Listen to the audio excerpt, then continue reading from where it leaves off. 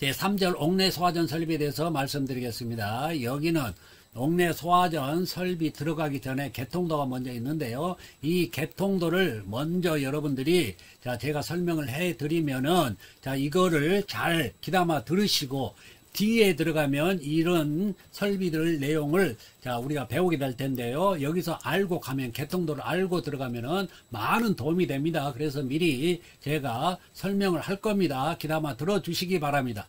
먼저 보겠습니다. 법내.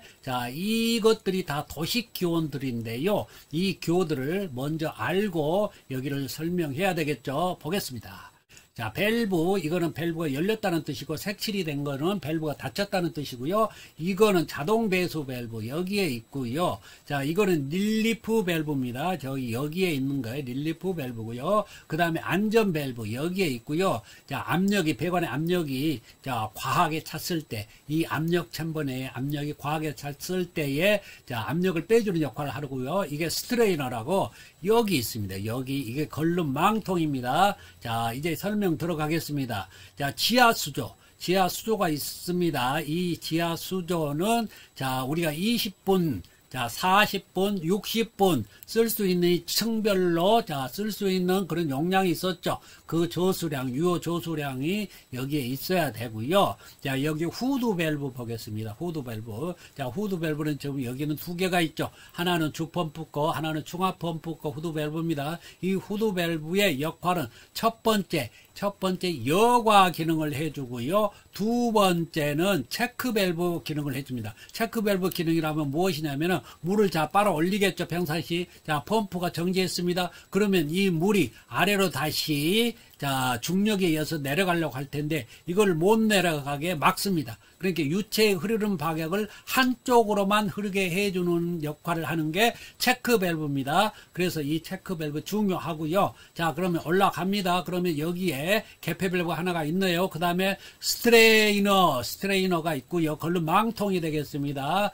찌꺼기를 걸러주는 걸름 망통이고요. 그리고 옆으로 가니까 연성계가 있네요. 연성계 대신 진공계 쓸 수가 있고요. 그러면 여기 펌프에서부터 이 후드 밸브까지는 항상 마이너스 압력이 작용합니다. 물이 항상 이렇게 중력으로 빠지려고 하기 때문에 마이너스 압력이 작용합니다. 그렇기 때문에 여기에는 압력계를 부압력, 마이너스 압력을 볼 수 있는 압력계를 써야 돼요. 연성계하고 진공계는 마이너스 압력을 볼 수가 있습니다. 그러면 진공계, 연성계는 뭐가 다를까요? 연성계는 정압력, 플러스 압력도 볼 수 있고요. 진공계는 순수하게 마이너스 압력만 볼 수 있는 게 그 압력계가 지금 진성계, 연성계입니다. 바로 옆으로 갑니다. 주펌프가 있어요. 이 주펌프를 돌려주는 게 이 전동기. 이게 전동식으로도 될 수도 있고 엔진으로 돌릴 수도 있다고 내연기관 엔진으로 돌릴 수도 있다고 말씀드립니다. 2로 올라가겠습니다. 2로 올라가니까 이 조그만 사각 박스가 하나 있는데요. 이게 플렉시블 조인트입니다. 이게 조그마한 주름살로 되어 있는 고무 재질 같은 걸로 되어 있는데요. 이게 바로 배관하고 연결할 때 이렇게 플렉시블 조인트를 중간에 끼워줍니다. 그러면 이건 어떤 역할을 할까요?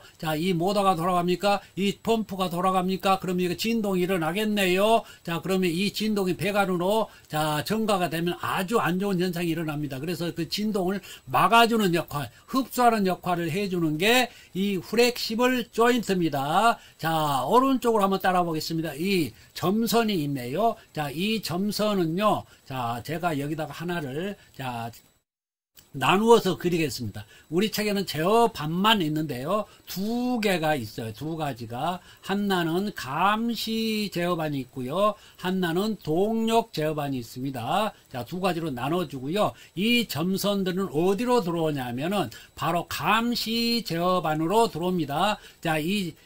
보세요. 이 펌프를 기동했다가 껐다가 할 때는 이 제어반이 어디로 갑니까? 동력 제어반에서 이렇게 펌프를 껐다 켰다 합니다. 그런데 여기에서 보니까 그것뿐만 아니라 이리 쭉 가면은 압력 챔버, 이게 좀 기동용 수압 개폐 장치죠. 이거하고도 연결이 됐네요. 이게 압력 스위치하고 연결됐는데요. 이거는 감시 제어반으로 들어가고요.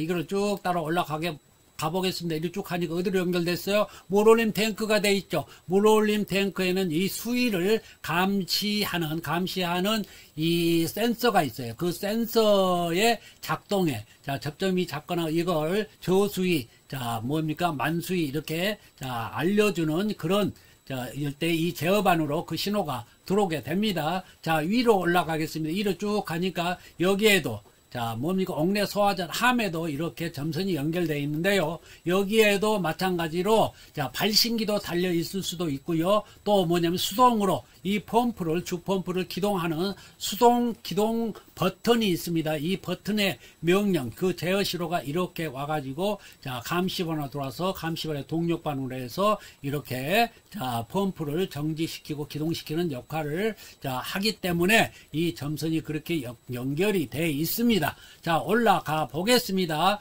자, 올라가니 이게 어디로 연결됐습니까? 이리 가면, 자, 좌측으로 먼저 하나가, 자, 연결이 됐네요. 이리 쭉 따라가 보니까요. 여기에가 N자 같은 모양이 하나 있는데요. 이게 바로 뭐냐면 체크 밸브 뜻입니다. 체크 밸브를 기호가 이렇게 돼 있고요. 이 체크 밸브는 방금 말씀드렸어요. 유체의 방향을 한 방향으로만 흐르게 한다. 자, 이거를 지금 이쪽 방향으로만 흐르고 있는데요. 이쪽 방향으로는 흐르지 못합니다. 체크 밸브 기능 때문입니다. 자, 왼쪽으로 갑니다. 이게 개폐 밸브가 있고요. 이리 올라가면 물올림 탱크가 있네요. 이 물올림 탱크는 바로 이 경로를 따서 물을 계속 공급을 해줍니다. 자, 이래서 이 펌프까지, 펌프에서 다시 여기까지, 즉 다시 말하면 후드 밸브에서 이 펌프까지 물을 채워주는 역할을 하는 게 물올림 탱크입니다. 자, 이 물이 바로 마중물이 되겠어요. 자, 이 마중물이 있어야만이 펌프가 하시에라도 돌아가게 되면 여기에 있는 물을 바로 수조에 있는 물을, 자, 끌어올릴 수가 있겠죠.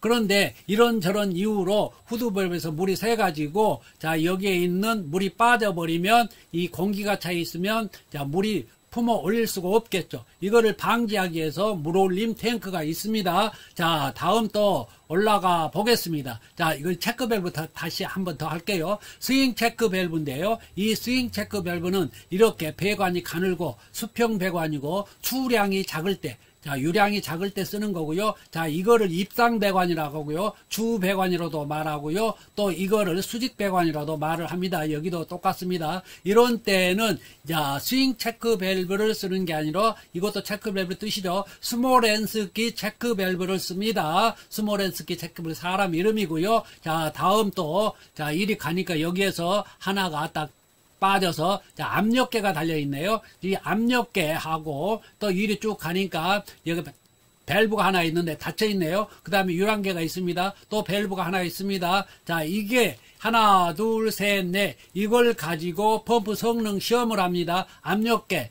개폐 밸브, 유랑계, 유랑 조절 밸브 이렇게 말을 합니다. 자, 그러면은 개폐 밸브는 어디게 달리는데요? 유랑계 전 단위, 유랑계에서 봤을 때의 직전 단위에 있는 게 이게 뭐냐면 개폐 밸브고요. 유랑계 후단에 있는 게 유랑 조절 밸브가 되겠습니다. 이 네 개 가지고 펌프 성능 시험 한다고 말씀드렸고요. 자, 그 아래에 있는 게 바로 이렇게 빠져나오는 게 이게 릴리프 밸브입니다. 이 릴리프 밸브는 이 배관대 압력이, 자, 최절 압력이라고 있어요. 그 압력 이상으로 올라가면은 이 배관 내 압력이 고압으로 인해서, 자, 이런 것들, 유랑계라든가 이 압력계라든가 이런 것들이 파괴될 수도 있고요. 이 이음매가 파괴될 수가 있어요. 파손이. 자, 그렇기 때문에 그걸 방지하기 위해서 압력을 빼주는 역할을 합니다. 자, 그래서 이거는 과압을 방지를 해줘요. 자, 그렇게 해서 이 배관 내 압력을 일정 압력 이하로 유지시켜주는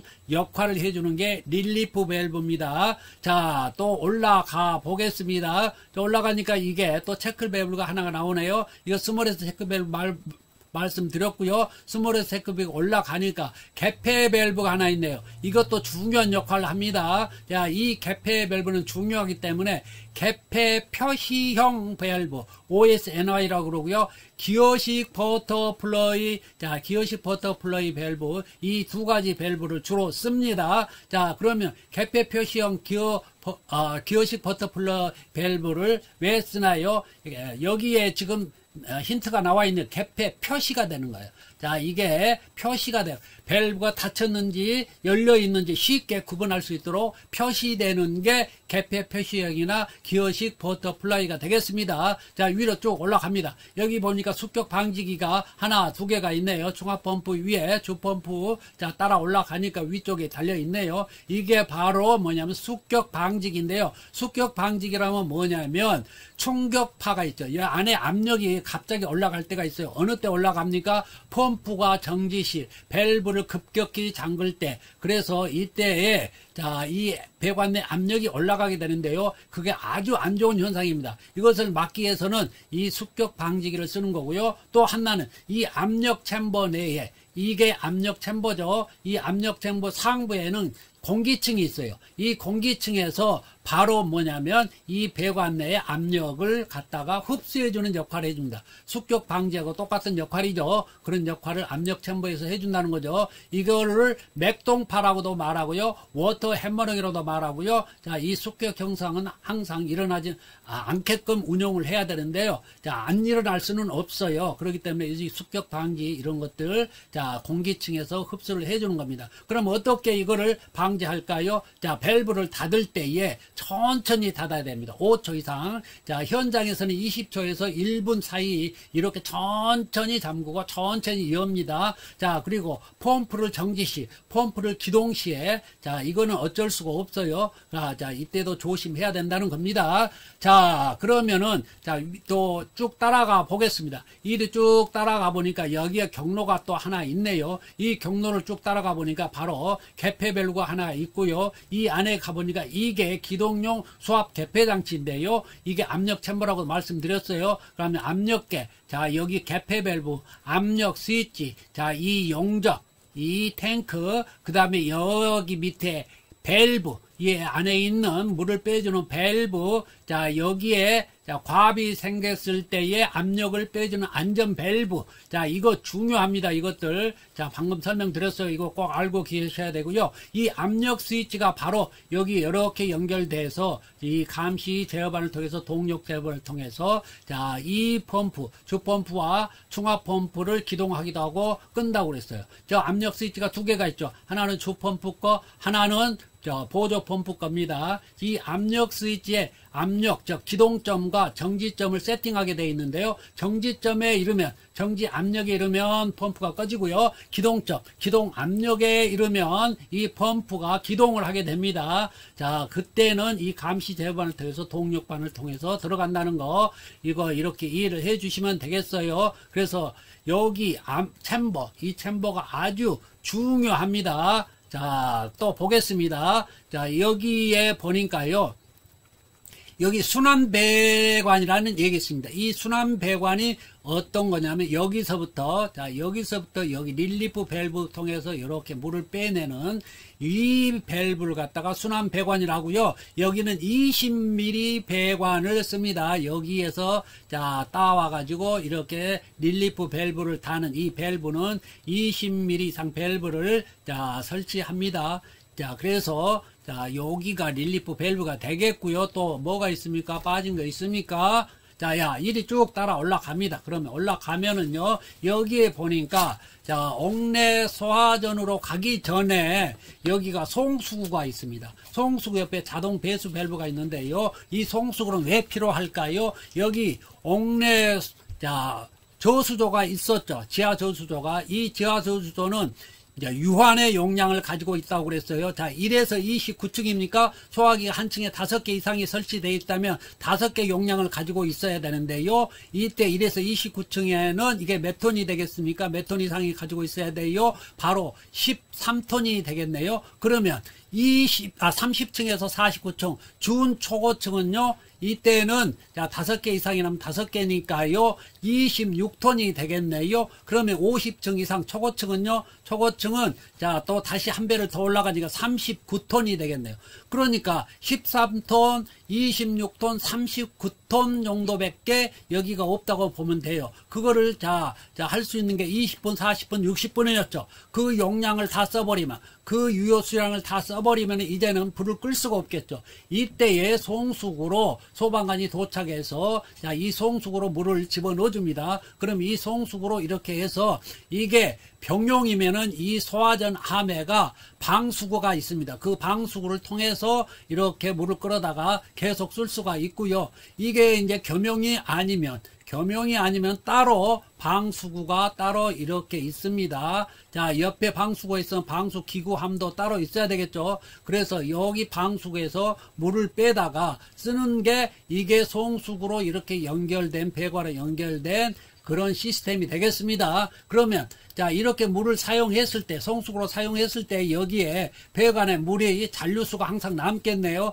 그런데 겨울에 이게 문제가 발생합니다. 혹한기에는 이게 얼어가지고 자, 배관이 동파가 됩니다. 이 동파를 방지하기 위해서는 이 자동 배수 밸브가 잔류수를 제거를 해야 되겠죠. 이 잔류수 제거 목적으로 이게 있습니다. 자, 위로 또 쭉 가봅니다. 그러면 자, 옥내 소화전 함이 있네요. 이 옥내 소화전 함에가 바로 방수구가 있겠죠. 뭐예요? 이 펌프에서 물을 자, 가압해서 올려주면은 이게 여기 옥내 소화전 함에 방수구가 있는데 방수구 옆에 개폐 밸브가 있어요. 그 개폐 밸브를 열면은 여기 자, 방수구에다가 뭐예요? 자, 이렇게 소화 호수를 연결해 가지고 자, 화재 지점까지 끌고 가서 자, 소화하는 자, 이게 옥내 소화전 자, 설비가 되겠습니다. 자, 그리고 하나 빠진 게 있는데 위로 쭉 더 올라가 보겠습니다. 위로 쭉 더 올라가니까 옥상 수조가 있네요. 옥상 탱크라고도 말하고요. 이리 올라가면은 여기야 자, 체크 밸브가 또 하나가 있고요. 개폐 밸브 여가망이 있고요.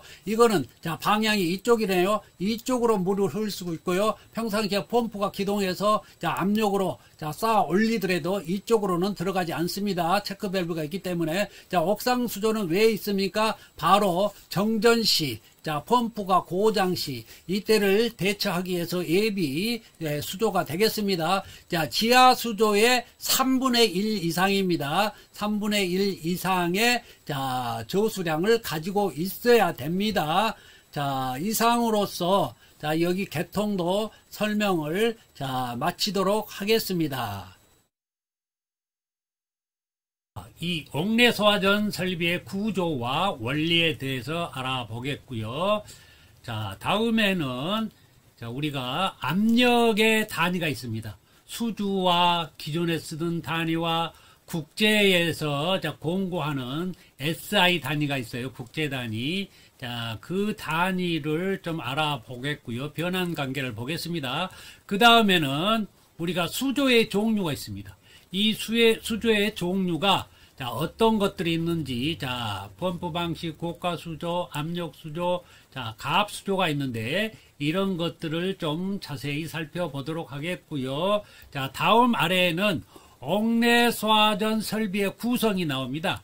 이 구성이 어떻게, 첫 번째는 수원이 있습니다. 수원. 이 수원을 저수량을, 자, 이 건물의 층에 따라서 자, 1에서 29층, 30에서 49층, 자, 50층 이상 이렇게 구분해 가지고요. 이 저수량이 각각 다른데 이걸 어떻게 저수량을 정하는지를 좀 살펴보도록 하겠습니다. 자, 갑니다. 위에서부터. 자, 첫 번째는요. 옥내 소화전 설비의 성능입니다. 자, 이 성능인데요. 자, 이걸 어떻게 방수량과 방수압을 자, 규정하는지 알아보도록 하겠습니다. 소방 대상물의 어느 층이나 해당 층의 옥내 소화전 2개 이상인 경우 2개를 동시에 개방해 놓고 자, 방수할 경우 각 소화전 노즐에서 자, 방수량이 130리터 per 분당 자, 이상이 나오면 되겠습니다. 그러니까 방수량은 분당 자, 130리터 이상이 자, 나오면 됩니다. 그리고요. 방수압은 자, 이 방수압은 0.17에서 0.7 메가파스칼 이하.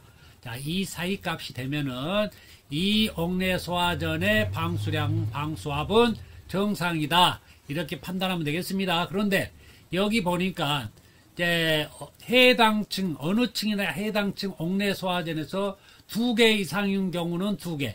자, 이게 자, 층이 이렇게 있을 텐데요. 자, 층이 자, 이 층에가 소화전이 각각 뭐, 자, 5개, 여기가 뭐 3개, 여기도 3개, 뭐 여기는 2개 이렇게 설치됐다면, 이 어디 소화전이나 마찬가지, 개방해 놓고 측정을 하는데, 자, 그 층에 2개가 설치되어 있으면, 아니, 2개 이상이 설치되어 있으면 2개를 연다고 그랬어요. 자, 1층 같은 경우에 5개 설치되어 있으니까, 여기는 2개를 동시에 개방해 놓고 해야 되고요. 자, 제일 위층도, 자, 2개가 설치되어 있죠. 그러니까 2개를 동시에 개방해 놓고 합니다. 2개 이상 설치되어 있으면 2개를 개방해 놓고 한다는 거예요. 그러면 하나가 설치되어 있다. 각 층마다 이제 하나씩만 설치되어 있다. 그러면 이 하나밖에 없으니까 하나를 개방해 놓고 이때 측정했을 때에 이 방수량 분당 130리터 이상 자 토출이 돼야 되고요. 그 다음에 압력은 0.17에서 0.7 메가파스칼 이하가 나와야 된다는 얘기입니다. 자, 여기 보면 메가파스칼 변환 관계를 제가 여기다 해놨어요. 자, 1 메가파스칼은 메가기 때문에 이거를 자, 킬로파스칼로 바꾸면 1000킬로파스칼이 되고요. 자, 이 아래는 헥토파스칼이에요. 그래서 이거를 다시 킬로파스칼을 헥토파스칼로 바꾸면 10,000 헥토파스칼이 됩니다. 근데 1 메가파스칼을 이거를 파스칼로 바꾸면 이게 100만 파스칼이 되는 거예요. 왜 이거를 제가 여기다가 이렇게 풀어서 설명을 해놨냐면요. 그냥 우리가 뒤에 그 연기 재현이 있어요. 연기 재현할 때, 자, 부속실의 차압이라는 게 있는데 압력을 높게 하는 거예요. 차압을 형성할 때 이때 40파스칼을 요구합니다. 자, 40파스칼을 요구를 해요. 자, 40파스칼 이상 나와야 된다 그래요. 그럼 이때는 40파스칼이 메가가 없잖아요. 그냥 파스칼만 붙어 있잖아요. 이거하고 자, 1 메가파스칼하고는 엄청나게 압력의 차이가 크다는 거죠. 엄청나게 이거는 세고 이거는 약한 압력이라고 보시면 되겠어요. 자, 그래서 이 관계를 좀 보여드리려고 제가 지금 이거를 조금 이제 여기다가 하나를 메모를 자 기입을 해 봤고요. 자, 위로 가보겠습니다. 위에 가니까 뭐가 있나요? 자, 이 조그만한 제가 박스로 해서 정리를 해 놓은 게 있습니다. 이거 중요합니다. 자, 여러분들에게 별을 선사할게요. 얼마에 몇 개요? 별 4개를 선사합니다. 별 4개. 자, 이만큼 중요합니다. 그만큼. 자, 별 4개 드릴게요. 요거는 반드시 외워야 돼요. 자, 여기 말고 앞으로 배워야 될 것도 미리 지금 여기다, 조금 같이 이렇게 박스에다 넣어놨기 때문에 뭐 외우는 김에 같이 외우는 게 좋겠습니다. 자, 소화기 봅니다. 0.7에서 0.98 메가파스칼. 옥내 소화전은 0.17에서 0.7 메가파스칼. 옥외 소화전은 0.25에서 0.7 메가파스칼. 자, 그 다음에 스프링클러 0.1에서 1.2 메가파스칼. 자, 그래서 요거하고 요거 옥외 소화전은 우리가 아직 안 배웠죠. 그런데 자, 이것도 미리 외우세요.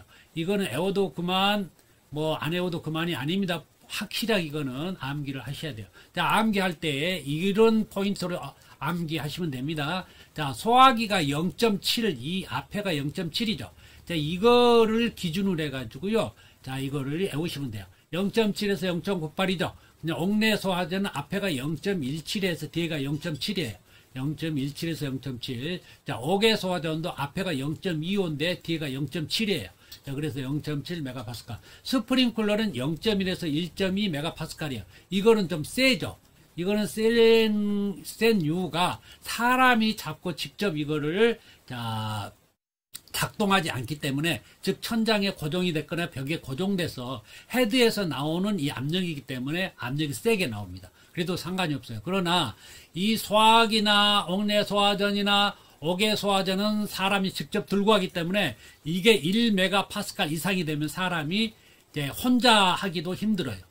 뒤로 밀려나기 때문에 자 넘어질 수가 있습니다. 그래서 이게 압력이 세기 때문에 너무 세도 안 되기 때문에 이거를 자 0.7, 자 소화기는 0.7에서 0.98, 자 옥내 소화전은 0.17에서 0.7. 제가 일부러 몇 번 합니다. 지금 이거 꼭 외우셔야 돼요. 자 아래로 가 보겠습니다. 자 아래로 가니까 이제는 이제 압력 단위가 있는데 이 압력 단위의 변환 관계를 우리가 확실히 알아야 돼요. 이거 가끔 시험에 등장합니다. 자, 이게 예를 들어서 수주, 이거를 수주라고 그래요. 왜 그러냐면 수주라는 거는 뭐냐면 이런 파이프가 있으면 여기에 자, 물을 이렇게 100m, 이거 100m죠. 여기다 100m에다가 이렇게 물을 채웠을 때에 이때 제일 아래에 미치는 압력이 있겠죠. 그 압력이 이제 수주를 따져가지고, 수주는 물의 높이 기둥이니까요. 수주는 물 기둥을 얘기하는 거예요. 물 기둥의 이 높이는 바로 압력이 제 하층에, 이거는 대기 압력으로 인해서 이제 중력 작용에 의해서 여기가 제일 압력이 높죠. 그러면 이 압력이 100m 있을 때의 압력 단위로 우리가 표시를 할 수가 있겠죠. 자, 수주 100m, 옛날 처음에는 펌프가, 지금도 펌프는 양정, 전양정 해가지고 이 수주로 나타냅니다. 수주로 100m면 100m, 이 펌프는 80m를 올릴 수 있다. 100m를 올릴 수 있다. 뭐 76m를 올릴 수 있다. 이렇게, 자, 이렇게 수주, 이 높이로 이렇게 나타냅니다. 자, 펌프에 그렇게 라벨의 표시가 그렇게 된다는 얘기예요. 자, 그러면 이 100m면은 기존 압력의 단위는 어떻게 바뀌느냐? 기존 압력은, 자, 이게 10kg per 제곱센치가 되는 거예요. 10kg per 제곱센치입니다. 자, 이게 이제 지금은 이 구 단위를 쓰지 말고 신단위, 이제 SI 단위라고 그러는데 국제 단위에게 국제 단위인데 이거를 자, 권장을 합니다. 왜? 각국마다 이거 쓰고 저거 쓰고 하다 보니까 너무 이게 서로 호환성이 없고 이 계산하고 이게 하기가 복잡스러우니까 이런 것들은 좀 통일시키자. 그래가지고 이제 국제 단위가 여기뿐만 아니라 모든 것들은 그런 단위로 국제 단위로 갑니다. 자, 그래서 이 압력 단위도 SI 단위는 메가파스칼, 우리가 말하는 지금 파스칼을 얘기하는 거예요. 자, 이거를 자, 메가파스칼로 바꾸면은 얼마냐면 1 메가파스칼이 되는 거예요. 이게 SI 단위예요. 국제 단위. 자, 1 메가파스칼로 우리가 바꿀 수가 있어요. 자, 그러면 이렇게 자, 이렇게 변환하는 관계. 자, 이렇게 역변환하는 관계를 우리가 알아야 된다는 거예요. 이거를 시험에서 물어보는 거예요. 자, 그래서 요거를 우리가 자, 이렇게 역변하는 관계를 알아야 됩니다. 이거를 자, 아는 방법 자, 알려드리겠습니다. 자, 100m니까 111, 111이에요. 111 이렇게 해보면 되겠네. 111입니다. 자, 그래서 이거 111 뭐 이렇게 해도 되지만 그 뜻이 아니고 111이에요. 자, 그러면 문제를 제가 여기 즉석에서 자, 한번 해보겠습니다. 자, 1메가파스칼을 자, 수주 높이로 하면은 100m가 될 거고요. 자, 100m의 수주를 자, 메가파스칼로 바뀌면 1메가파스칼이죠. 그럼 여기서 여기는 10 나눠주면 되고요. 여기에서 9단위에서 신단위로 가려면 10 나눠주면 돼요. 여기에서 100m에서 1로 바로 내려오려면 100으로 나눠주면 되고, 여기서 10 나눠줘서 당연히 100으로 나눠주죠. 반대로 여기서 위로 갈 때는 자 10을 곱해주면 되고요. 여기에서 다시 수주로 갈 때는 100을 곱해주면 되겠죠. 자, 그래서 이제 문제 나갑니다. 자, 수주 높이가 양정이라고 표시해도 돼요. 양정이 76m입니다. 76m이면 이때의 기존 단위 압력 단위로는 이게 얼마입니까? 자, 10 나눠주면 된다고 그랬죠? 그렇기 때문에 7.6 자, kg per 제곱센치가 되겠습니다. 7.6 kg per 제곱센치가 되고요. 반대로 이거를 다시 자, 수주가 76m를 메가파스칼로 나타내라. 그러면 어떻게 해야 됩니까? 메가파스칼로 나타내면 이거를 자 100으로 나눠주면 된다고 그랬죠. 자, 여기에서 가면은 10으로 나눠주면 되지만은 76m에서는 바로 100으로 나눠주면 되니까 0.76 메가파스칼이 되겠습니다. 메가파스칼. 자, 메가파스칼입니다. 이거. 자, 이게 0.76이죠. 0.76 0.76 메가파스칼입니다. 자, 이렇게 해서 벼랑가기를 알아야 돼요. 그러면 다시 제가 이제 하나 반대로 한번 해보겠습니다. 0.55 메가파스칼, 0.5 메가파스칼은 이 수주 높이는 얼마입니까? 이거는 100을 곱해주면 돼. 반대로 이렇게 가니까 100을 곱해주면 되죠. 그러니까 55m가 되는 거예요. 55m. 그러면 자, 이거를 0.55 메가파스칼을 자, 기존 단위 킬로그램/파 제곱센치로 한다면 자, 위로 한 단계 올라가니까 자, 10을 곱해주면 되죠. 여기는 100을 곱해줬지만 10을 곱해주면 됩니다. 자, 곱해주니까 얼마예요? 자, 5.5 킬로그램/파 제곱센치가 되죠. 제곱센치가.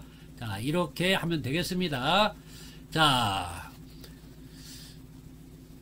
여기까지 해서 압력 단위는 자, 마치겠고요. 다음 아래로 봅니다. 자, 아래로 갑니다. 이제는 자, 수조의 종류를 보겠습니다. 수조의 종류. 자, 수조의 종류를 보니까 첫 번째 뭐가 있나요? 펌프 방식, 고가 수조 방식, 압력 수조 방식, 가압 수조 방식. 자, 펌프 방식 봅니다. 우리 책에서 다루고 있는, 상세하게 다루고 있는 펌프 방식입니다. 자, 이거는 옥내나 옥에 뭐 공이 스프링쿨러에서도 자, 이거를 씁니다. 자, 펌프를 이렇게 쓰게 되면은 자, 펌프의 그 가압된 그 가압 압력수로 인해서 이렇게 올라가는 거죠, 물을. 자, 이렇게 올라가기 때문에 자, 꼭대기층이나 어디층이나 자, 이렇게 자, 압력수가 나갈 겁니다. 얼마요? 0.17에서 자, 0.7 메가파스칼 사이의 압력이 나올 겁니다. 자, 이렇게 해서 자, 이렇게 끌어다가 자, 불을 소화시키면 되겠네요. 이게 펌프 방식이고요. 자, 고가 수조 방식 봅니다. 고가 수조는 자, 옥상 위에 고가 수조를 하나 설치합니다. 이 고가 수조는 적어도 옥상 위에서부터 17m 이상은 올라가야 돼요. 왜 17m 올라가야 됩니까? 이것 때문에 0.17 메가파스칼을 얻으려면 이 수조의 높이가 17m 이상이 돼야 0.17 메가파스칼로 되죠. 100으로 나누니까 0.17 메가파스칼 나오잖아요. 그렇기 때문에 이 고가 수조가 옥상 위에서부터 17m 이상으로 올라가야 돼요. 굉장히 그러니까 탑을 만들어서 올려야 되고요. 이 탱크도 만만치 않게 큰데 고가 수조 올려야 되기 때문에 비관상도 안 좋고 자, 여러 가지 위험성도 있고 그래서 이거는 잘 사용하지 않는다는 거. 특징이 어떤 거예요? 이거는 고가 수조의 특징, 잘 사용하지 않는다. 사용하지 않는다. 자, 이게 특징입니다. 자, 그래서 여기에서 자, 이 고가 수조가 압력이 이렇게 자, 17m 이상 높이가 있으니까 압력이 이렇게 계속 이게 자연 낙차죠. 이 수주하고 똑같은 원리죠. 양정 원리하고. 자, 이렇게 자연 낙차 원리에 의해서 이 압력이 아래로 작용하기 때문에 각 자, 이 방수구에서 이렇게 물을 뽑아다가 그 압력으로 자, 불을 소화를 시키면 되겠네요. 자, 압력 수조 봅니다. 자, 압력 수조는 압력 탱크가 여기가 있네요. 이 압력 탱크에는 자, 어떤 것이 연결되냐면 이렇게 가가지고 이게 에어 컴프레셔가 연결이 돼 있습니다. 에어 컴프레셔가. 그래서 여기서 강한 이 공기 압력으로 여기에다가 압력을 집어넣어 줍니다. 그러면 이 압력 탱크에 압력이 발생했기 때문에 그 공기 압력으로 인해서 이 압력 탱크 안에 있는 이 물이 자, 위로 그 압력을 받아서 올라갈 겁니다. 이 압력으로 인해서 여기에서 물을 이게 뽑아다가 불을 소화를 시키면 되겠습니다. 그래서 이 압력 수조의 방식은 어떤 특징이 있습니까? 자, 설치 위치가 자유롭다. 설치 위치가 자유롭다. 자, 이 특징 꼭 알아두세요. 설치 위치가 자유롭습니다. 왜요? 이 압력 탱크는 에어 컴프레셔로 지금 압력을 넣기 때문에 뭐 2층에 있든 꼭대기층에 있든 어디에 있든 간에 상관없이 자, 이거를 자유롭게 이 설치를 할 수가 있다. 자, 압력 탱크를 아무 층에다 설치 가능하다는 얘기고요. 자, 여기 다음에 보니까 가압 수조 방식이 있네요. 이 가압 수조 방식은 이렇게 가스 탱크를 자, 여러 개를 연결해 가지고 이 가압 수조에다가 이 가스 탱크 안에는 자, 압축된 압력이 들어있는 이 가스 탱크입니다. 이거를 여러 개를 연결해서 이 가압 수조에다가 자, 압력을 가하면은 이 안에 있는 수조 안에 있는 물이 자, 압력을 받아서 이렇게 올라갑니다. 그래서 자, 이렇게 자, 뽑아 가지고 자, 소화를 시키면 되겠네요. 자, 그런데 이거의 특징이 있습니다. 이거는 전기가 필요 없다. 전기가 필요 없다. 자, 알아두세요. 전기가 필요 없어요. 왜요? 이거는 탱크를 쓰기 때문에 전기를 쓰지 않습니다. 그래서 탱크 압력을 가지고 직접 자, 이렇게 가압을 시켜서 물을 올리기 때문에 자, 이거는 전기가 필요 없습니다. 자, 다음 아래로 갑니다. 자, 옥내 소화전 설비 구성 보겠습니다. 자, 첫 번째 수원입니다. 수원은 이 저수량이 되겠죠. 얼마만큼 저수량을 확보해야 되는지를 자, 알아볼 텐데요. 첫 번째는 1에서 29층. 자, 이때는 M 곱하기 2.6톤이고요. 자, 30에서 49층. 초고층이죠. 그러면 M 곱하기 5.2톤입니다. 자, 50층 이상 초고층이죠. M 곱하기 7.8톤이 되겠습니다. 자, 그러면은 자세히 더 알아보도록 하겠습니다. 자, 여기 봅니다. 자, 저수량이 이제 우리가 그 층에 따라서 달라지는데요. 자, 옥내 소화전 설치 개수가 가장 많은 층. 자, 가장 많은 층의 설치 개수예요. 자, 이런 건물이 있습니다. 자, 여기 봅니다. 자, 이런 건물이 있어요. 그런데 이 층이 자, 5개 층인데요. 여기는 하나, 여기는 2개, 여기는 3개, 여기는 4개, 여기는 5개. 자, 이렇게 설치되어 있어요. 소화전이요. 그러면 여기서 어떤 것을 기준으로 해야 된다고요? 가장 많은 층에. 자, 가장 많은 층이 5층에가 5개죠. 5층에가 5개니까 5층 것을 기준으로 한다는 거예요.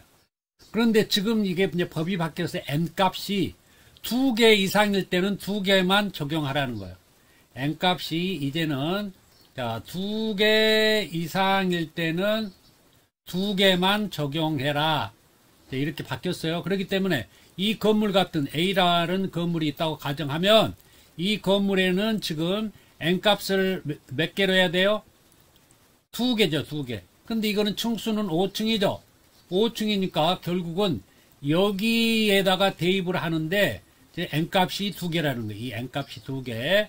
자, 이렇게 해서 하면 값이 나오죠. 그러면 예를 들어서 여기 지금 계산한 건 얼마인가요? 2 곱하기 N값이 2니까요. 2 곱하기에다가 2.6톤 하니까 바로 5.2톤이 나오네요. 자, 이렇게 바로 나오는 거예요. 만약에 여기가 하나 다 하나씩 설치되어 있다. 이번에는 하나씩 설치되어 있다. 5층 건물인데 이때는 얼마예요? N값이 1이죠. 하나밖에 없으니까. 자, 이때는 2.6톤이 되겠네요. 자, 하나일 때는 1 곱하기 2.6이 되죠. 그래서 2.6톤이 나온다는 얘기예요. 자, 그러면 그와 똑같은 요령으로 이제 층이 29층이 아니고 30에서 49층이면 이걸 적용하면 되는 거고요. 자, 50층 이상일 때는 이걸 적용하면 되는 거예요. 그러면 2.6톤은 어떻게 나왔나요? 2.6톤은 자, 20분 동안 쓸 수 있는 버틸 수 있는 그런 저수량을 가져야 되는데 이때 130리터죠.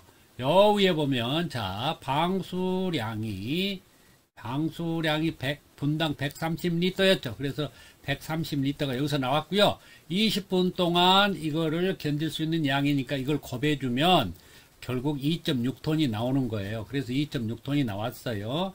그래서 2.6톤 곱하기 소화전 개수. 최대 개수가 2개밖에 적용을 안 하기 때문에 2개 해서 5.2톤 나오는 거예요. 하나일 때는 하나만 하는 거고요. 그래서 아주 심플해졌어요. 이제는 심플해져 가지고요. 2개 아니면 하나잖아요. 다 마찬가지 공이 2개 아니면 이제 하나가 되는 거예요. 그렇기 때문에 아주 심플해졌어요. 자, 그 다음에 여기 40분은 어떻게, 죄송합니다. 여기 5.2톤은 어떻게 나왔나요? 5.2톤은 40분 곱하기. 자, 여기 층이 높아졌기 때문에 이제는 20분 가지고는 안 된다는 거예요. 40분 동안 견딜 수 있는 물의 양이 된다는 거. 그래서 이 40분에다 130ml 하니까, 자, 배죠. 20분의 배. 그러니까 5.2톤이고요. 자, 여기는요. 7.8톤인데 어떻게 나왔어요? 자, 130ml 곱하기, 이번에는 60분 동안 견딜 수 있어야 돼요. 그래서 60 곱하기 130 하니까 7.8톤 나온 거예요. 자, 이렇게, 톤은 이렇게 나온 거고요.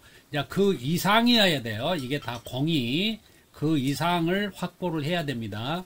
자, 그러면 문제 나갑니다. 자, 아래 보겠습니다. 자, 이런 게 있어요. 자, 첫 번째, 이게 몇 층이냐면요. 자, 35층입니다. 35층이고요. 소화전이 각 5개씩 35층까지 5개씩 설치되어 있어요. 5개씩 설치. 자, 이때에 이 A라는 건물에 지금 저수량은 얼마 이상 확보하면 됩니까? 자, 35층이니까 바로 여기를 적용하면 되겠죠. 30에서 49층. 자, 여기를 적용합니다. 자, 여기를 적용한다는 거예요. 여기를. 자, 이렇게 적용하니까 어떻게 됐어요? 자, 2개만 적용하면 되죠. 자, 5개니까 2개만 적용하면 되는 거예요. 그럼 2 곱하기 5.2 하니까 몇 톤 나와요? 자, 10.4톤 나옵니다. 10.4톤. 자, 이게 답이에요. 만약에 이게 하나씩 설치되어 있다? 하나씩 설치되어 있다? 그러면 얼마예요? 5.2톤이죠. 자, 쉽죠. 아주 이제는 심플해졌어요. 자, 그러면 이제 65층 하나 봅니다. 65층. 자, 65층. 하나 보겠습니다. 65층.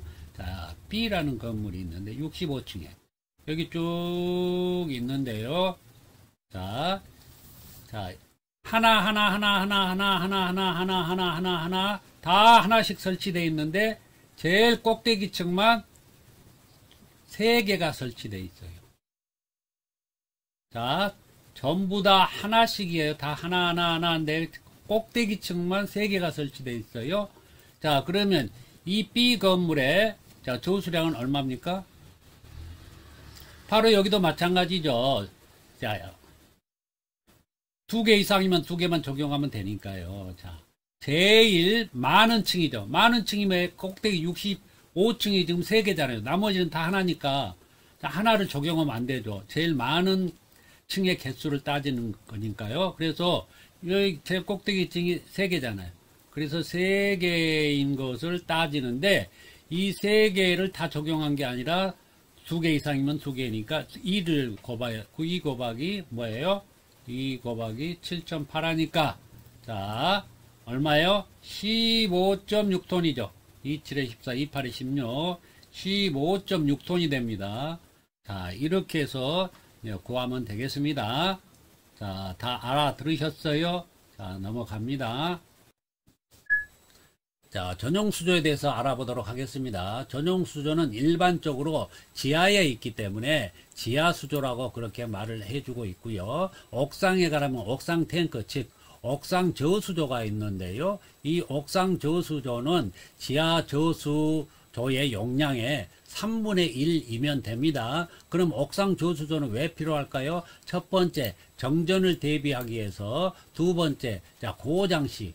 이 고장시에 옥상에 있는 수조에 자연 낙차 압을 이용해서 보내주면 되겠네요. 그래서 예비용으로 필요합니다. 다음 보겠습니다. 자, 지하 수조에 수조는 전용 수조로 해야 됩니다. 원칙이 전용 수조로 해야 되고요. 그러면 이거를 현장에 가면은 겸용을 많이 하고 있는데요. 우리 책에서도 겸용이 가능하다고 했습니다. 그러면 어떤 식으로 겸용을 하는지 보겠습니다. 자, 일반 설비가 이렇게, 자, 저수조에 연결이 됩니다. 후드밸브, 자, 흡수구, 급수구, 일반 시설은 항상 위에 설치돼야 되고요. 소방 시설은 항상 아래에 설치됩니다. 후드밸브, 흡수구, 급수구가 이렇게 설치됐습니다. 자, 일반 설비 위에, 소방 설비 아래에 설치됐는데요. 그러면 일반 설비에서는 어떤 것을 끌어 쓸 수 있을까요? 자, 여 위에 있는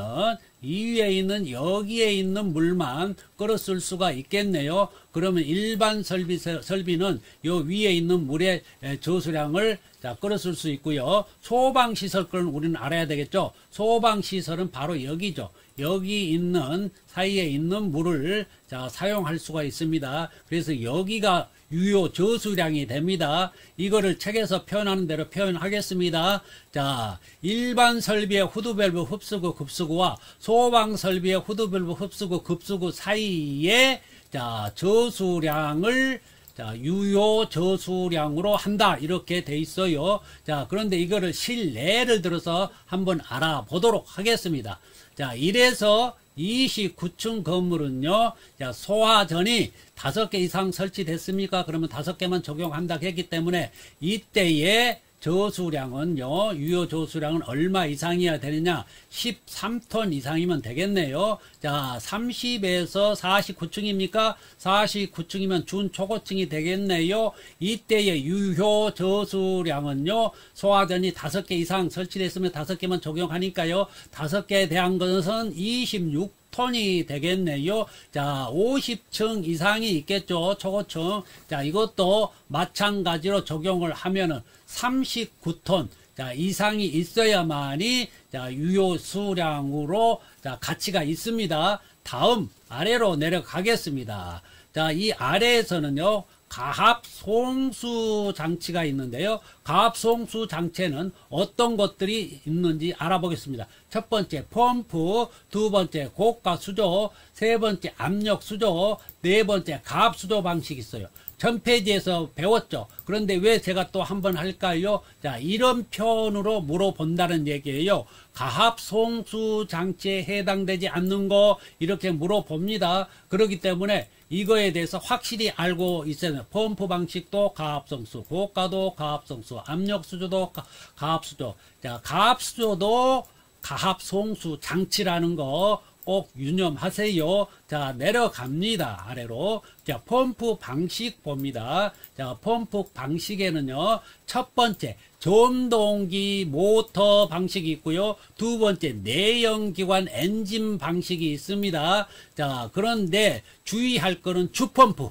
주펌프는 전동기에 의해서만 설치를 해야 됩니다. 이거 알아두세요. 자, 그리고 하나 주의할 거는요, 층수가 30층 이상이면 이때는 스프링쿨러 설비와 옥내 소화전 설비하고 펌프를 겸용할 수가 없습니다. 이거 알아두십시오. 자, 아래로 가겠습니다. 이제는 중요한 기동용 수압 개폐 장치. 자, 여러분에게 별 4개를 드릴게요. 이거 중요하기 때문에 별 4개를 드립니다. 자, 기동용 수압 개폐 장치. 자, 펌프를 켜고 끄는 것입니다. 자, 이런 것에는 어떤 것이 있을까요? 첫 번째 기동용 수압 개폐 장치, 이거를 압력 챔버라고도 말을 하고요. 두 번째 전자식 기동용 압력 스위치 있고요. 부루동관식 기동용 압력 스위치가 있는데요. 여기에서 가장 많이 쓰는 게 바로 기동용 압력 스위치. 자, 이게 압력 챔버라고 말씀드렸습니다. 이렇게 압력 챔버라고도 불러요.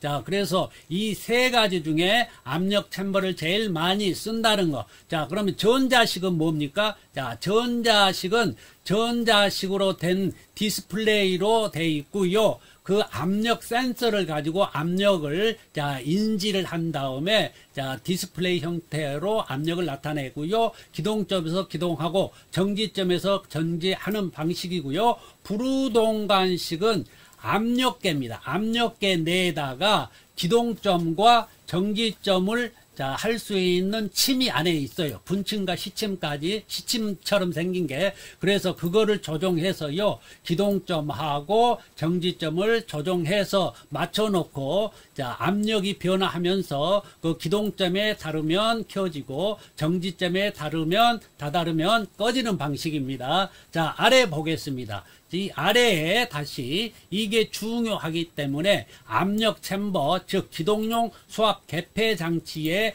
구성을 좀 보도록 하겠습니다. 이거 중요합니다. 먼저 용적이 100리터 이상이 돼야 되고요. 안전 밸브는 과압을 방출하는 거고요. 자, 안전 밸브가, 자, 여기 나가 안전 밸브가 되겠네요. 그 다음에 자, 압력 스위치 있습니다. 자, 압력 스위치는 여기 두 개, 자, 주 펌프 거, 보조 펌프 거 이렇게 두 개가 보이네요. 라 보겠습니다. 배수 밸브. 자, 아래에 배수할 때 이 압력 챔버 내 용적에 들어있는 물을 빼낼 때 쓰는 거고요. 마 보겠습니다. 마는 바로 여기에 있네요. 이거는 압력을 나타내는, 자, 마는 여기에 있네요. 죄송합니다. 여기 마. 자, 이거는 개폐 밸브가 되겠고요. 점검 및 보수 시, 자, 급수를 차단할 때 이 개폐 밸브를 사용합니다. 자, 바 봅니다. 바는 압력계입니다. 압력 챔버 내에 압력을 나타내고 있습니다. 자, 중요합니다. 이거 꼭 이 가나다라 마바, 자, 이거 꼭 여기 하고 알고 있어야 됩니다. 이거 가로에서 이게 뭐냐고 물어봅니다. 자, 넘어가도록 하겠습니다. 자, 기동용 수압 개폐 장치의 일반적 역할에 대해서 알아보도록 하겠습니다. 첫 번째는 펌프의 자동 기동 및 정지를 시켜주고요. 두 번째, 압력 변화의 완충 역할을 해주고요. 세 번째, 압력 변동에 따른 설비를 보호해주는 역할을 합니다. 이걸 더 자세히 살펴보도록 하겠습니다. 왼쪽 그림에 보니까 이게 압력 챔버입니다. 기동용 수압 개폐 장치예요. 이 압력 챔버 내에는 압력 스위치가 이렇게 보이네요. 자, 이게 책에는 우리가 두 개가 보이는데요. 이 두 개 중에 첫 번째 게, 자, 주 펌프 거가 되겠고요. 두 번째 게 보조 펌프, 충압 펌프 거가 되겠네요. 자, 이게 세 개가 있을 수가 있는데요. 왜 세 개가 있느냐? 첫 번째 주 펌프, 두 번째, 자, AB 펌프, 세 번째 보조 펌프인데요. 이 AB 펌프가 들어가는 조건으로, 하나가 더 들어가는 조건으로 옥상 저수조를, 자, 면제해주는, 자, 없애는 그런 조건으로 이게 하나가 더 들어갑니다. 그런데, 자, 보겠습니다. 압력 스위치, 자, 구조를 다 개략적으로 알아봅니다. 자, 압력 스위치가 있는데요. 이 압력 스위치, 자, 내부를 이렇게 세팅을 합니다. 자, 이게, 자, 위에 있는 이 지점이, 자, 정지점이 되겠습니다. 정지 압력이 되겠고요. 미리 세팅해 놓습니다. 자, 여기가, 자, 기동점이 되겠는데요. 기동 압력이 되겠습니다. 그러면 이 압력 스위치는 항상 압력이 올라가고 내려가고 하는 것을 감지하고 있다가요. 이 지금 위에 정지점, 이 압력에 도달하면 펌프를 정지시켜 주고요. 자, 압력이 떨어지고 여기 기동점, 기동 압력에 다다르면 펌프를 기동시켜 주는 역할을 해주는 게, 자, 압력 스위치가 되겠습니다. 그런데 이 압력 챔버는 그 역할만 하느냐? 그게 아니고요. 여기 안에는 이 배관이 이렇게 항상 지금, 자, 소방 배관이 이렇게 연결되어 있죠. 자, 그러면 이 배관에 물이 이렇게, 자, 압력 챔버로 들어옵니다. 그런데 이 압력 챔버에 물이, 자, 가득 찬 게 아니라 이렇게 7, 80% 이 정도만 찹니다. 그러면 여 위에는 공기층이 있게 되겠죠. 이 공기층이 바로 뭐냐면, 자, 압력 변화를 완충시켜주는 역할을 합니다.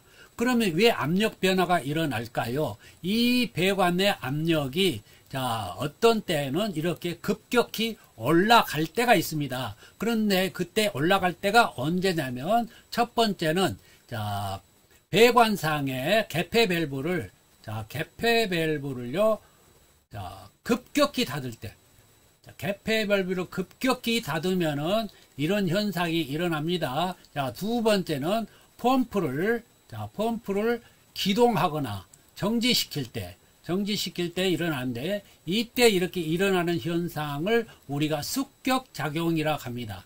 자, 습격작용은 뭐냐면요. 자, 배관 내에 물의 흐름에 있어서 압력이 있는데, 그 압력이 반사가 돼가지고 땅땅땅땅 이렇게 배관을 압력으로 치는 겁니다. 그렇기 때문에 굉장히 이게 안 좋은 현상인데요. 이거를 바로 방지해주는, 자, 그런 역할을 하는 게 있어야 되겠죠. 그래서 습격 방지기가 있고요. 습격 방지기 미리 배웠습니다. 습격 방지기가 있고, 그 다음에 그런 역할을 해주는 게 바로 이 공기층이 되겠습니다. 이 공기층에서 압력 변화 완충 역할을 해줍니다. 그러면 이거를 방지하기 위해서는 어떻게 해야 될까요? 개폐 밸브를 닫고 열 때에 천천히, 자, 5초 이상, 현장에서는 20초에서 1분 이 사이로, 자, 닫고 엽니다. 자, 그리고 펌프는 어쩔 수가 없어요. 기동하고 정지하기 때문에. 자, 그 다음에 또 보겠습니다. 그렇게, 자, 함으로 인해서 바로 뭡니까? 완충작용으로 인해서, 자, 3번 봅니다. 압력 변동에 따른 설비를 보호해 준다. 어떻게? 기동용 소압 개폐 장치로 인하여 펌프의 기동 시 챔버 상부의 공기가 완충 역할을 해서 주변 기계의 충격과 손상을 방지해 준다. 자, 좀 상세히 설명드렸고요. 자, 이거 이유가 있어요. 기동용 수압 개폐 장치에서 문제가 많이 나오기 때문에 제가 상세히 설명 들어갔습니다. 자, 아래 보겠습니다. 충압 펌프, 보조 펌프라고도 말씀드렸고요. 이거는 왜 설치합니까? 어떤 역할을 합니까에 대해서 좀 알아보도록 하겠습니다. 기동용 수압 개폐 장치는요, 반드시, 자, 충압 펌프를 설치할 때는 기동용 수압 개폐 장치가 설치될 때에 충압 펌프가 설치되는 것이고요. 충압 펌프의 역할은 배가 및 부속품의 연결 부위 등에서 정상적인 누수입니다. 10년, 15년 되면은 이 이음매에서 물이 셀 수가 있어요. 한 방울, 두 방울. 이때에 누수가 될 때에 배관 내 압력이 떨어지겠죠. 그 압력을 보충해 주는 게 바로 충압펌프입니다. 이게 주펌프가 그런 역할을 만약에 감당한다면은 주펌프가 자주, 자, 기동했다 꺼졌다 하다 보면 고장이 날 확률이 있겠죠. 그렇기 때문에 보조펌프를 하나를 두어서 그 역할을 전문적으로 담당하게 합니다. 그래서 충압펌프의 양정 나왔어요. 자, 양정, 이거 중요합니다. 자, 그래서 충압펌프의 양정은요, 자, 이렇게 수주가 있습니다. 이 수주의 높이가, 자, 100m입니다. 자, 100m면은 이 100m를 올릴 수 있는 펌프의 압력이 있어야 되겠죠. 자, 이 수압을 낼 수 있어야 여기까지 올릴 수 있을 겁니다. 그러면 그 수압이 뭐냐면 100m 양정입니다. 양정. 자, 그게 바로 뭐냐면 보조 펌프, 즉 충압 펌프도 이와 같이 주 펌프와 똑같은 양정을 가진 거를 써야 된다. 자, 그거 중요하고요. 그 다음에 두 번째로는 토출량입니다. 토출량. 이 토출량, 펌프하는 펌핑량이죠. 이 펌핑량은 작은 것을 써도 된다고 말씀 여기 나와 있습니다. 자, 우리 책에서는 얼마였어요? 주 펌프는 130리터 퍼 민이었죠. 자, 그런데 여기는 60리터 퍼 민, 한 반전일 정도. 자, 토출량은 작은 걸 써도 된다.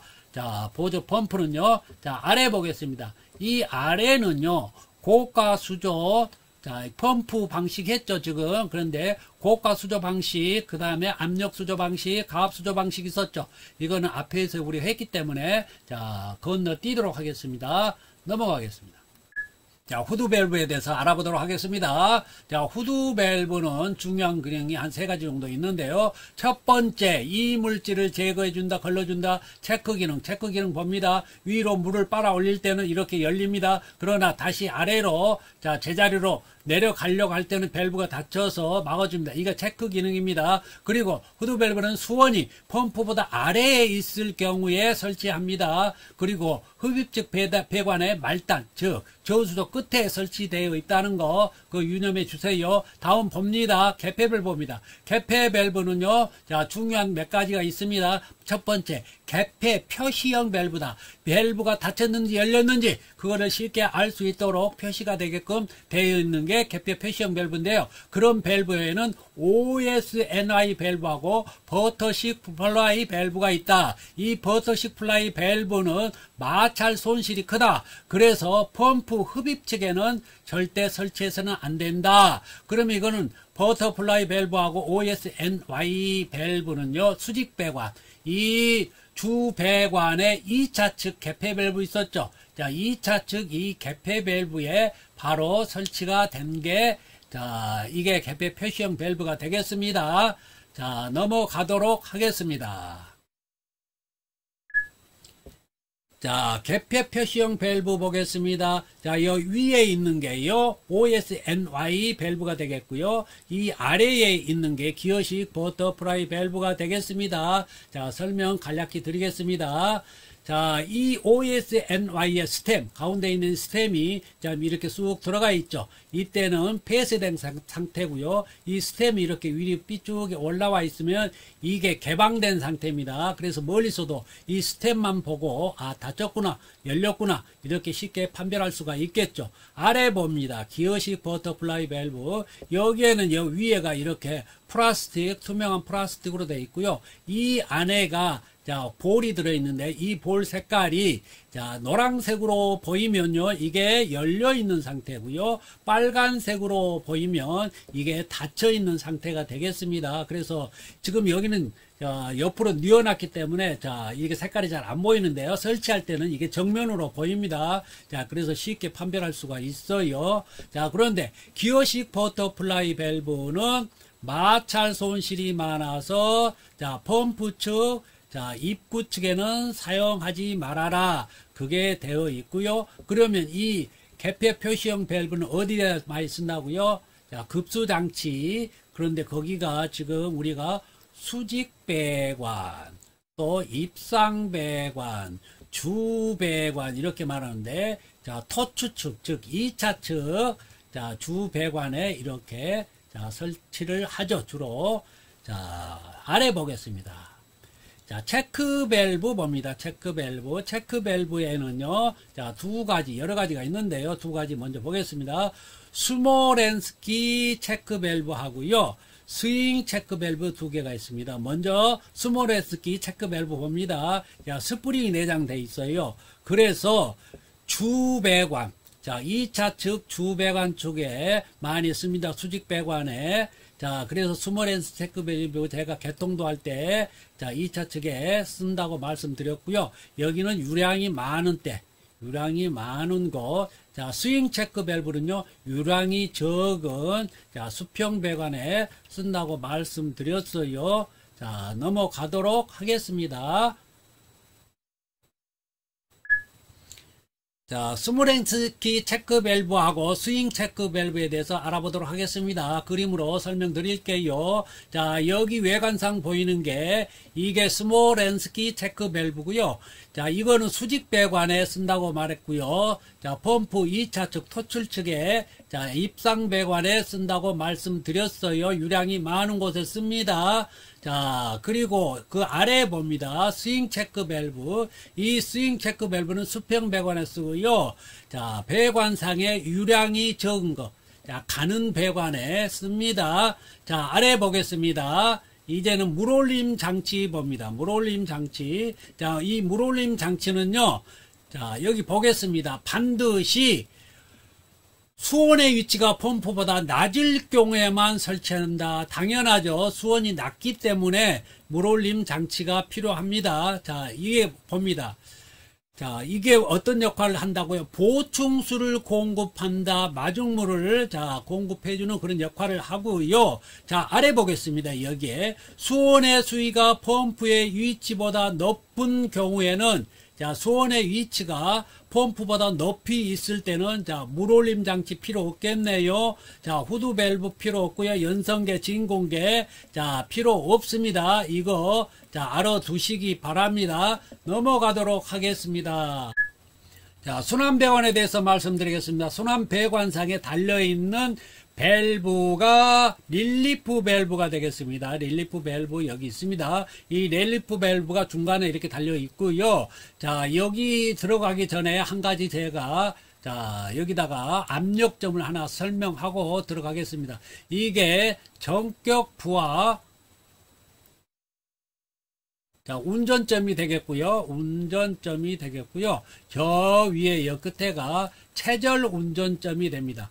자, 체절, 자, 운전점이 됩니다. 자, 체절 운전할 때의 압력이 되겠고요. 전격 부하 운전할 때 압력이 되겠습니다. 릴리프 밸브가 이 사이에서 자, 작동이 됩니다. 릴리프 밸브가. 자, 릴리프 밸브입니다. 자, 그래서 이거를 한번 보도록 하겠습니다. 어떤 내용인지. 자, 순환배관. 순환배관은 바로 여기에 녹색으로 되어 있는 여기입니다. 이 주배관에서 하나를 분기시켜서 20mm 이상의 관으로 이렇게 설치를 하고요. 중간에 이렇게 릴리프 밸브를 중간에 달아 놓습니다. 릴리프 밸브는 어떤 역할을 할까요? 첫 번째 과압 방지하고요. 두 번째는 공회전에 따른 수온 상승을 방지합니다. 자, 그러면 이게 어떻게 그런 역할을 하는지, 자, 체절 운전부터 알아보도록 하겠습니다. 먼저 체절 운전. 체절 운전은 왜 합니까? 펌프 성능 시험을 하기 위해서 체절 운전을 합니다. 평상시 운전 상태에서는 체절 운전 상태가 돼서는 안 됩니다. 그래서 체절 운전을 방지하기 위해서 릴리프 밸브가 있고요. 자, 그러면은 이 체절 운전을 어떻게 하는지 보겠습니다. 먼저, 자, 모든 토출 측에서 펌프에서 나가는 쪽은 다 막아줍니다. 자, 그래서 이 개폐 밸브 닫아주고요. 혹시 이런 데도 평상시는 닫아 있습니다만은 닫아주고요. 이 릴리프 밸브도 닫아줍니다. 다 닫아주고, 자, 이쪽으로 가면은, 자, 보조 펌프가 있을 텐데요. 보조 펌프로 가는 길도 다 닫아줍니다.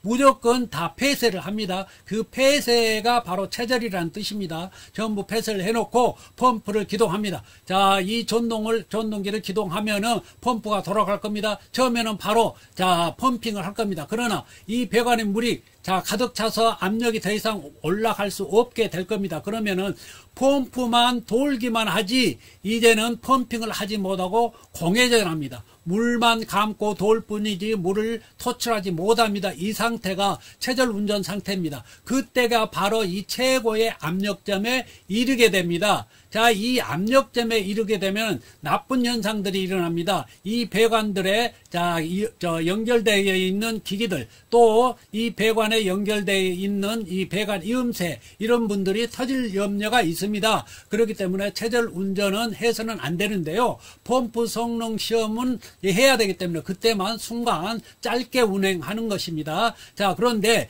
이때의 체절 운전 상태에서요, 이 릴리프 밸브를 살짝이 엽니다. 그러면은 바로 이 체절 운전점하고요, 바로 정격 부하 운전점 사이에서 이 릴리프 밸브가 열립니다. 열려서 이때 물이 이렇게, 자, 이 릴리프 밸브를 통해서, 저 순환 배관을 통해서, 자, 물이 방출되게 됩니다.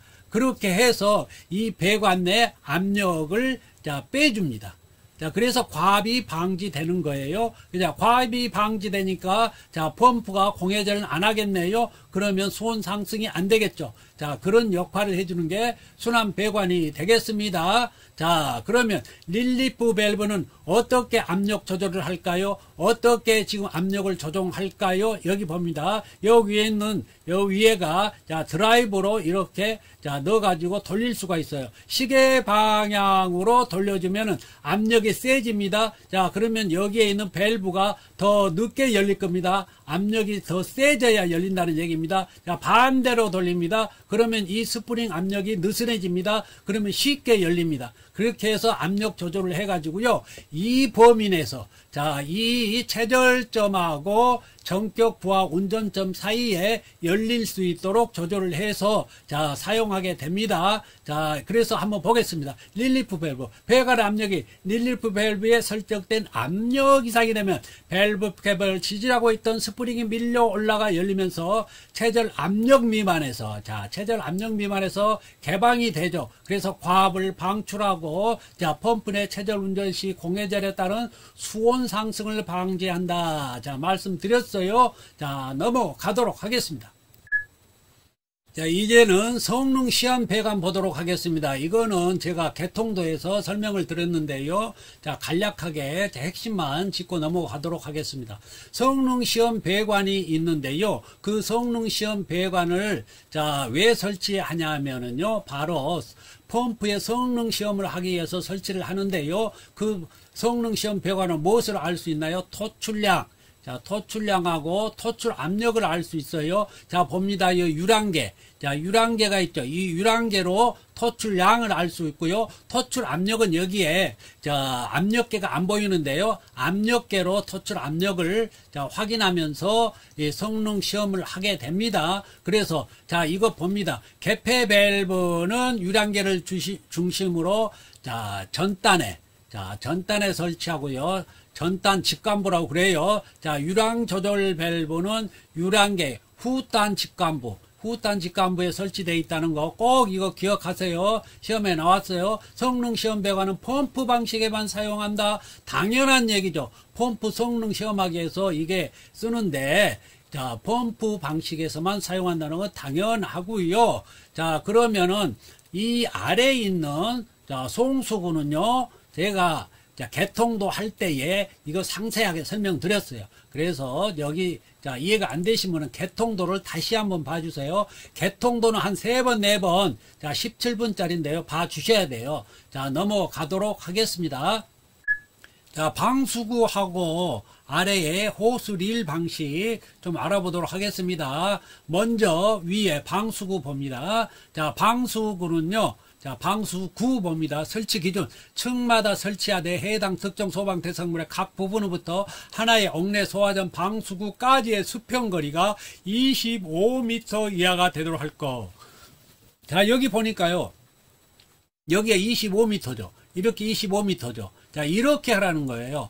자, 어떤 분들은 A와 B의 거리가, 자, 수평거리가 25m 이하가 되도록 이렇게 설명하고 있는데요. 이건 잘못된 것이에요. 자, 어떤 것입니까? 이렇게 25m 이렇게 겹치게 하라는 거예요. 겹치게. 그러니까 A, B의 거리는 딱히 없습니다. 여기 안에 구조가 어떻게 생겼느냐에 따라서, 자, 30m도 될 수 있고요. 35m도 될 수 있고요. 40m도 될 수 있겠죠. 그래서 A, B 거리는 이거는, 자, 물어볼 수가 없어요. 자, 그런데 25m라는 개념은 이겁니다. 이거. 자, 25m 개념 이렇게. 자, 여기 보겠습니다. 25m를 이렇게 해서 여기 A에서 B까지 해가지고요. 이거를 50m로 이렇게 하면 안 돼요.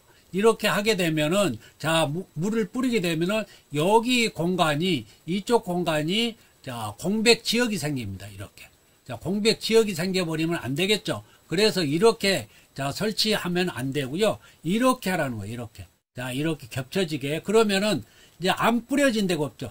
여기서 여기까지 커버하고 이쪽에서 여기까지 커버하기 때문에 양쪽에 이렇게 겹치면서 안 뿌려진 데가 없이 이렇게 하는 겁니다. 이게 25m 개념이 바로 이게 25m 개념이에요. 자, 넘어갑니다. 바닥으로부터 1.5m 높이가 한다. 이 방수구가 여기가 있는데 이 방수구의 높이가 바닥으로부터 1.5m. 자, 호수 구경은 40mm, 호스릴 방식은 25mm. 자, 아래 봅니다. 호스릴 옥내 소화전 설비 같은 경우는 그 노즐이 있는데요. 이 노즐에가 개폐할 수 있는 개폐 장치가 있어야 된다. 그래서 호스릴 방식의 특징을 보면은 이 아래 보겠습니다. 호스릴 방식은 리레가 감겨 있어요. 그러니까 이 릴이 이렇게 있으면 이 릴에가 이렇게 호수가 감겨 있어 가지고 이 호수를 쭉 끌고 갑니다. 그러면 릴이 풀리겠죠. 그렇게 되면 이 끝에가, 자, 노즐이 이렇게 있는데요. 이 노즐 끝에가, 자, 개폐 밸브가 이렇게 달려 있습니다. 끝에가. 그래서 이 끝에 개폐 밸브가 달려 있기 때문에 혼자 끌고 가서 혼자 열고 방수까지 다 할 수가 있습니다. 그러나 기존에는 그렇게 할 수 없죠. 기존에는 한 사람이 관창을 들고 이 호수를 들고 쭉 끌고 갑니다. 그러면 한 사람은 여기에서 개폐 밸브를 열어줘야 됩니다. 그래서 두 사람이 필요한데요. 이거는 혼자 할 수 있다는 거. 자, 그래서 25mm 가는 줄로 되어 있고요. 자, 편리하고 노즐에 개폐 밸브가 달려 있다. 자, 그래서 이게 혼자 할 수 있다. 이게 큰 장점입니다. 자, 아래 보겠습니다. 표시등 봅니다. 표시등. 자, 표시등이 바로 여기 있습니다. 여기 요 빨간 등, 자, 위에 있는 거. 이 빨간 등이 360일 켜져 있어야 되고요. 이 표시등이 뭐냐? 얘가 소화전이 있다고 표시하는 것입니다. 자, 그 아래에 있는 주펌프 기동 표시등이 있어요. 이거는 주펌프가 돌아갈 때에 여기가 불이 켜집니다. 주펌프가 돌아가면요. 자, 그리고 이 아래 봅니다. 표시 및 표지판이 있어요. 여기에다가 이렇게 소화전이라고 이렇게, 자, 표시를 해야 되고요. 여기 위에 보면은 이렇게 사용 방법을 써놔야 됩니다. 한글하고 영어로 병기돼야 됩니다. 외국어 병기로 해서 붙여놔야 됩니다. 자, 이상으로 넘어가도록 하겠습니다.